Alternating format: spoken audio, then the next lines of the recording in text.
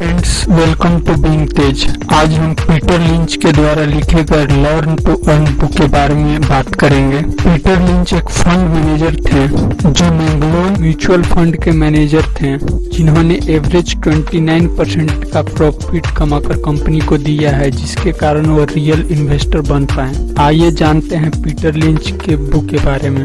First, start early. Real example से हम इसे समझते हैं। अगर आप सुबह के 5 AM में डेली उठते हैं तो शाम होते या रात होते लगेगा कि आज बहुत बड़ा दिन था, पर वही आप 10 AM और 11 AM में उठते हैं तो आपको शाम में ऐसा फील होगा कि अरे कितना छोटा दिन था, कितना जल्दी शाम हो गया। आपको दिन का पता नहीं चल पाएगा, फिर आपको लेट नाइट तक जगना पड़ेगा, जो कि हेल्थ के लिए बहुत खराब है। जो पर्सन अर्ली मॉर्निंग में जगता है उसका हेल्थ और माइंड दोनों अच्छा होता है। उसी तरह अगर जिंदगी में अमीर मिलीनियर बनना हो तो आप जितने जल्दी लाइफ में इन्वेस्टमेंट और बिजनेस के बारे में सोचेंगे और इन्वेस्टमेंट करना शुरू करेंगे, उतना ही जल्दी आपका गोल अचीव हो पाएगा। सपोज आप 50 के हैं तो आपको अमीर बनने के लिए बहुत एफर्ट लगाना होगा। आप दिन रात काम करेंगे, पर जब तक अमीर बनेंगे आप बूढ़े हो चुके होंगे। आप उस पैसा को एंजॉय नहीं कर पाओगे तथा आपको 50 के एज में इन्वेस्टमेंट करने में बहुत सारे परेशानियां आएगी आपके वाइफ चाइल्ड को लेकर।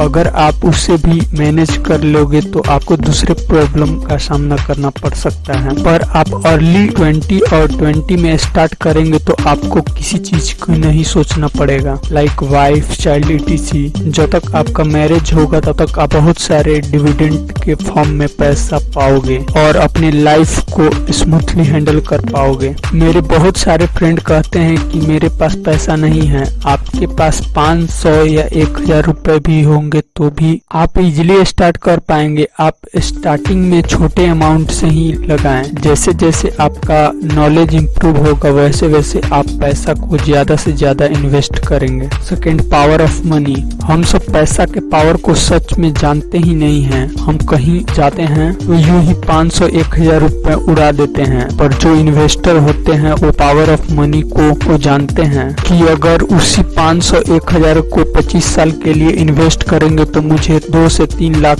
रिटर्न देगा। वो 500-1000 रुपए नहीं समझते हैं, वो उस पैसा को 2 से 3 लाख समझते हैं, जो कि मेरे लाइफ में बहुत बड़ा कंट्रीब्यूशन करेगा। पीटर लिंच भी वही सोचते हैं। अगर मैं 1000 भी अगर कहीं खर्च कर रहा हूँ तो उसका इंटरेस्ट 20% भी माने तो हम लगभग 1 लाख का लॉस कर रहे हैं। अगर आप 1 लाख कम मानते हैं तो आप 1000 कर 10 शेयर खरीदते हैं तो आप 10,000 का इन्वेस्टमेंट करते हैं, तो 1000 से 1 लाख का लॉस मानते हैं तो आप 10 शेयर में यानी 10,000 में 10 लाख का लॉस कर रहे हैं। आप कभी शॉर्ट टाइम में नहीं देखें, आप इसे लॉन्ग टाइम में देखें। यही 10 लाख अगर आप 20% पर अगले 25 साल के लिए लगाते हैं तो आपका 9.5 करोड़ रुपए देगा, जो कि एक मिडिल मैन और पुअर सोच वाले कभी नहीं सोच पाते हैं। अगर आपके पास जितना ज्यादा पैसा होगा उतना जल्द आप अपने मंजिल तक पहुंच पाओगे। Third, learn to failure. अगर आपको कह दिया जाए कि एक पैर से चलो तो क्या आप चल पाओगे? बहुत लोग बोलेंगे कि चल पाएंगे और बहुत लोग बोलेंगे कि नहीं चल पाएंगे। उसी तरह आपको फाइनेंशियली फ्री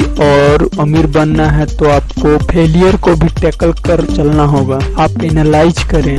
फैक्ट, जितने भी अच्छे इन्वेस्टर हैं वो फेलियर का सामना किए हैं। वो बहुत खराब स्टॉक को खरीदते हैं और बहुत अच्छे को भी, पर जो अच्छे स्टॉक होते हैं वो स्टॉक को होल्ड कर रखते हैं, जिससे उनका प्रॉफिट ही प्रॉफिट होता है। आप कभी भी अच्छे स्टॉक को एकाएक नहीं खरीद पाओगे, उसके लिए टाइम चाहिए। आप स्टॉक मार्केट को जितना स्टडी करेंगे आप उतना ही ज्यादा और अपने गोल की ओर बढ़ेंगे। अगर आप स्टॉक में जीरो हैं तो आप ऐसे स्टॉक को चुने जिसे आप डेली लाइफ में यूज करते हो या देखते हो, और आप थोड़ा कंपनी के एथिक को समझें और फ्यूचर को देखकर भी स्टॉक को खरीदें। For hold the long time. अगर हम इंडिया और यूएस में कंपैरिजन करें तो पाएंगे कि 45% of US house hold stock में इन्वेस्ट करती है, जबकि इंडिया में अप्रॉक्स 3% लोग ही इन्वेस्ट करते हैं, जो कि लॉकडाउन की वजह से लोग स्टॉक मार्केट में ज्यादा इंटरेस्ट लेने लगे हैं, जो कि आने वाला दिन में ज्यादा पोटेंशियल यूथ का होगा। आप कभी भी भूलकर स्टॉक को शॉर्ट टाइम के लिए नहीं खरीदो, क्योंकि शॉर्ट टाइम में ग्राफ क्या होगा, पर लॉन्ग टाइम में अगर स्टॉक को देखे तो ऑलवेज प्रॉफिट ही प्रॉफिट हुआ है। पीटर लिंच बोलते हैं, You get recession, you have a stock market decline. If you does not understand that's going to happen and you are not ready, you cannot do well in the stock market. इसका मतलब यह है कि अगर market down होता है तो उससे समझें क्यों डाउन हुआ। यदि आप नहीं मार्केट को समझ सके तो आप अच्छा नहीं कर पाओगे। आई होप आपको वीडियो पसंद आ रहा होगा। Like, comment and subscribe to being Tej. Thank you for watching.